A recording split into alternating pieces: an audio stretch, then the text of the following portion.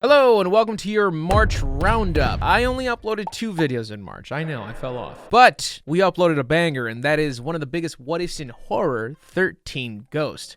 I had a lot of fun making that video. I don't know why I'm surprised when I think about a movie that had an impact on me as a child. Not like I changed my life course because of it. It was a very big movie in our DVD collection, 13 Ghosts. I don't know why I keep getting surprised when I make a video surrounding one of those films and everyone in the comments is like, man, this movie was crazy to me. Dude, I remember watching this with my blah, blah, blah, blah. And it's like, oh, other people lived a life like mine. And I don't know why that keeps surprising me, but that video did very well, which thank you all for watching it. I had a lot of fun digging into each of the 13 ghosts and making stupid jokes throughout all of them. One of the difficulties I had in this one was trying to set up certain shots where I had the camera pointing at a mirror I had, reflecting back to me. Like the opening shot, you see the camera in there, so it makes sense. But for all the shots where I'm talking about the 13 ghosts, that was once again a reflection shot, so it's pointing at the mirror that I wrote fucking gibberish on. I actually wrote in viz.tv/MistaGG, where you can find all my barware merch, but I wrote it in really fucking goofy stuff. I don't think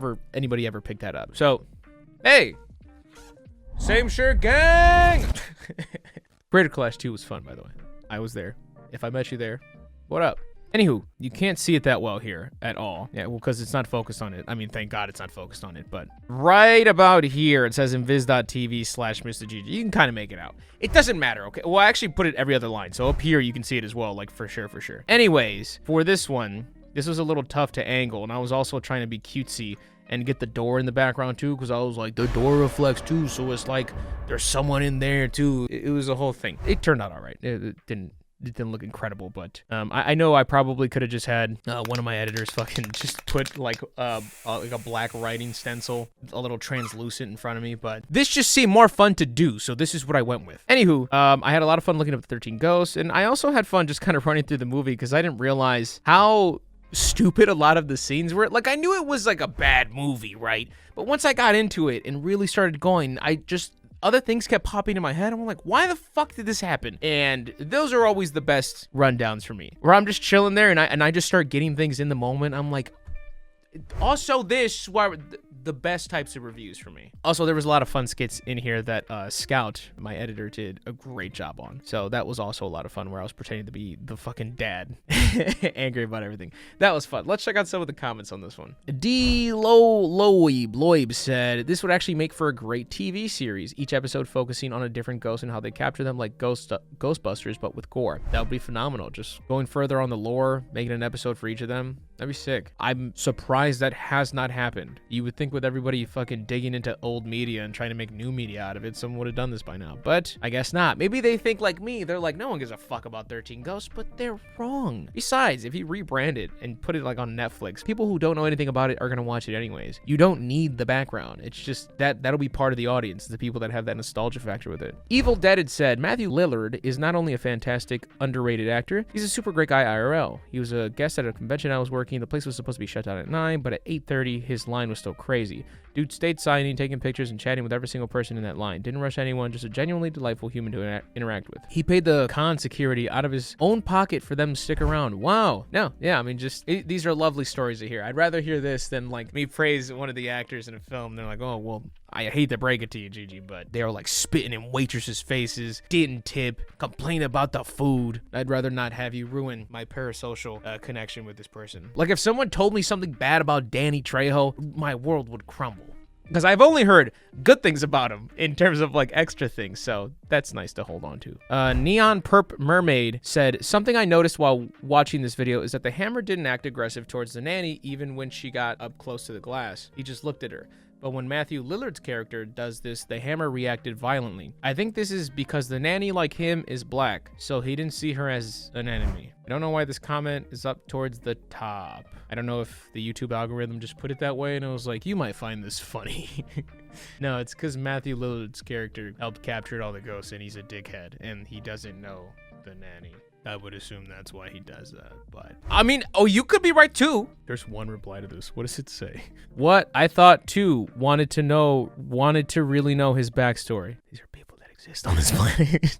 Okay, anyways, Kokoro said, the way he keeps attacking Bobby, the little kid, has me dying each time. Yeah, Bobby's an interesting character in this film. You can watch the video to know my feelings on him. I will not reiterate them further because then I'm just picking on a child. Niche4829 said, thank you so much for the seizure warning. Not a lot of people would bother with that, so I appreciate you and your editing team for taking that into consideration. Much love. I'll be honest, I feel like I sometimes drop the ball in that regard. I don't always address it, but for this one, dude, even me watching this, I'm getting a headache, so it would be very irresponsible for me to not even, like, someone not familiar with the film. Hey, yo, this is like watching that fucking Pokemon episode in Japan. You know what I'm talking about.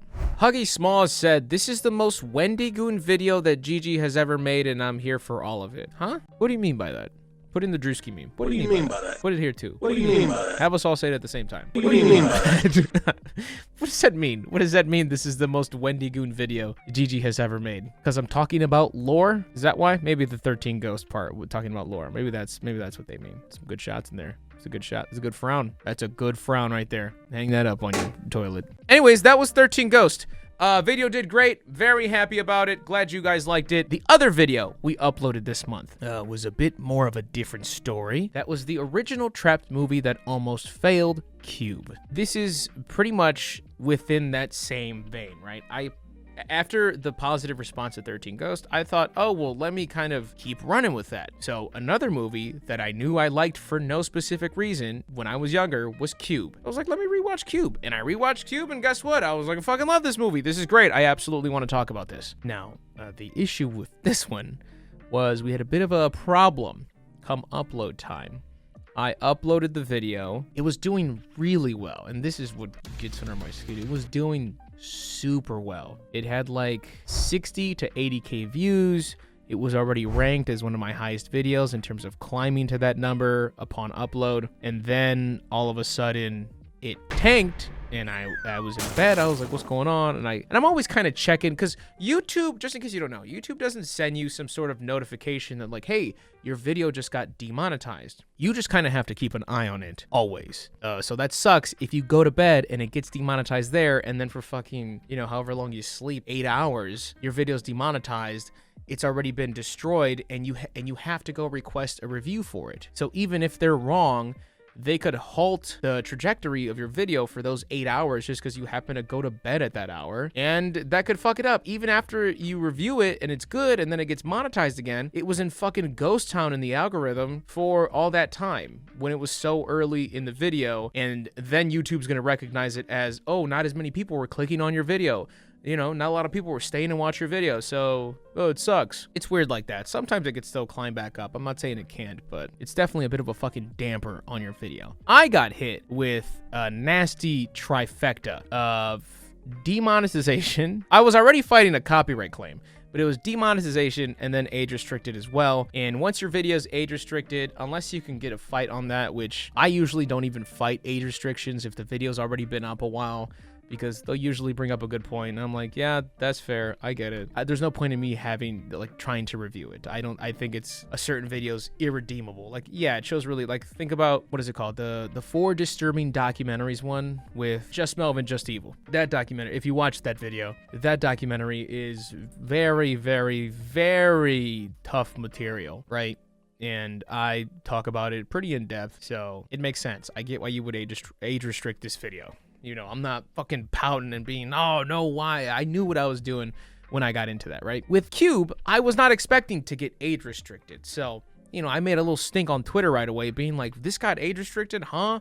I didn't understand it. I was so confused because it was doing so well, and then it just got hit out of nowhere. And some people immediately replied. They were like, well, you did show this guy's face get burnt off like a couple times. And I thought about it, and I was like, yeah, but you don't know what you know until you know it. You know what I mean? I've never gotten struck for anything like that, like showing a bloody face. Like, I usually kind of leave in a lot of gory scenes in YouTube videos, at least YouTube videos of the past. You know, someone getting stabbed or whatever the fuck. And I guess this time it was a bit excessive, which it was. Once me and my editor Scout reviewed it again, we were like, okay, we did use it a bit gratuitously in the edit. So, and also there was a guy getting chopped in the beginning. There was a lot of fuck shit, especially near the beginning of the video, which I'm pretty sure if there is a human reviewer, as soon as he sees that, because I appealed it too, and it got denied instantly, which tells me that it was probably early in the video. But we went through, cleaned it up, even like censored like blood and shit, whatever the case. It wasn't anything that was ruining the review in any kind of way, at least in my opinion. It wasn't needed to begin with, but it was just kind of an upsetting reminder, like,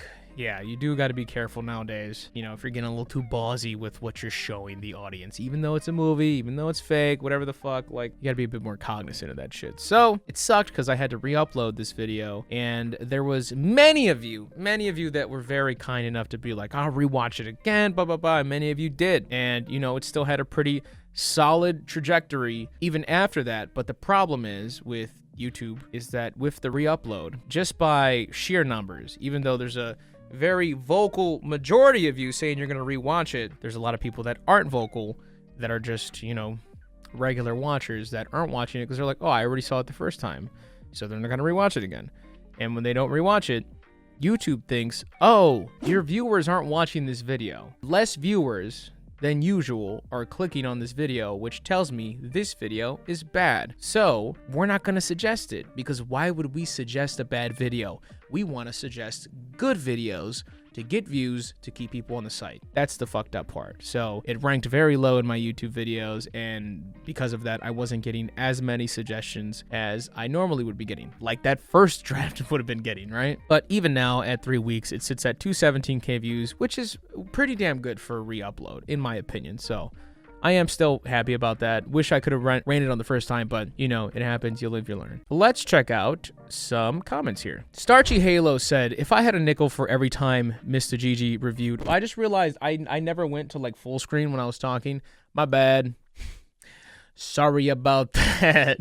Starchy Halo said, if I had a nickel for every time Mr. GG reviewed this movie, I'd have 2 nickels, which isn't a lot, but it's weird that it happened twice. Appreciate that, Starchy Halo. Hoopa said, can't wait for Sphere, Cone, and Cylinder to come out. Those would be bangers. Spencer said, I love Quentin's character in this movie. His actor does an incredible job at playing someone who you genuinely believe is the glue holding the group together, possibly even the protagonist of the film, only to slowly be revealed as the bastard that he really is. Quentin is the kind of person that you both love to hate and hate to love. Absolutely. I also love Quentin's character in this movie. I thought he was the boy. I was cheering him like, let's fucking go, Quentin. I'm like, okay. I was letting the dickish comments slide, and then he started going a little too far, and we could not fuck with that man. The next few comments are talking about how the characters are named after actual prisons, which, yes, like Quentin, San Quentin, yes. There's a bunch of things that I often just don't say in the reviews, only because I take in so much information. I'm pretty sure I've said this before. I take in so much information, but sometimes it just doesn't make sense just to bombard you with a Wikipedia page. As interesting as I may find it, you know, if I'm able to find a place to kind of sneak it in there, or if I'm just itching to tell you this because I'm like, this is so fucking cool. I learned a lot about this film. An absurd amount about this film, which was very weird. And also I watched that Elevated short that I told you that was like the test film to show people, which was also, some of the same actors are in that. That was actually a fun little short film. I was only able to find it on like a Facebook upload, which was weird, but hey, that works. Also, I initially wanted to watch all the Cube films, actually, and make just an entire video of that. So watch Cube 1, Cube 2, Cube 3. I think there's 3 parts, and there's then the like 2020 Japanese remake, I think I said. I don't remember exactly, but I wanted to watch all those and then compare them all. But then once I watched Cube 1 and researched Cube 1, I was like, there's actually plenty here for just one video. If I bring in everything else, this is gonna be like over an hour, which I'm not opposed, but I have to upload videos. I have to keep up with my regimen here, so I can't just be like, let me go 3 months fucking working on this Cube video and then pop it out. I don't mind doing that. I'm all here to, you know, work on some large projects again, but I do have to keep my output up. It's funny, the original Trap movie that almost failed. It's just very ironic to the trajectory of the fucking video itself. But yeah, those were the only 2 videos that I uploaded in March. We are obviously currently in April. Shit, it might even be May when you're watching this video. I've so far uploaded the Pope's Exorcist review, which is doing fucking phenomenal. Thank you guys. We'll touch on that in the next monthly roundup, and this isn't spoilers. There'll be 2 more uploads in April as well. It's currently the 21st that I'm uploading this. I'm still hungover from 420. Haha, you know, but yeah, that's it. That's all I wanted to say about those 2 videos. So I hope you enjoyed your March monthly roundup. I tried to give this a bit more of a chill approach here instead of being real jumpy and trying not to, you know, am I gonna lose you? I feel like you know what you're signing up for when you're watching one of these roundup videos. It's just me just kind of babbling, so I hope you enjoyed that. Well, I know you enjoyed that because you guys always say in the comments, Mr. GG, you could be watching paint dry and smoking a cigarette, and we would stick around. And although I know that sentiment is not of the majority, I appreciate those of you that still say stuff like that. So, yeah. Invis.tv/MrGG, barware and merch, gamersubs.gg, code MrGG, 10% off. And as always, I am Mr. GG, and this is my second channel, and I hope you keep watching. Bye.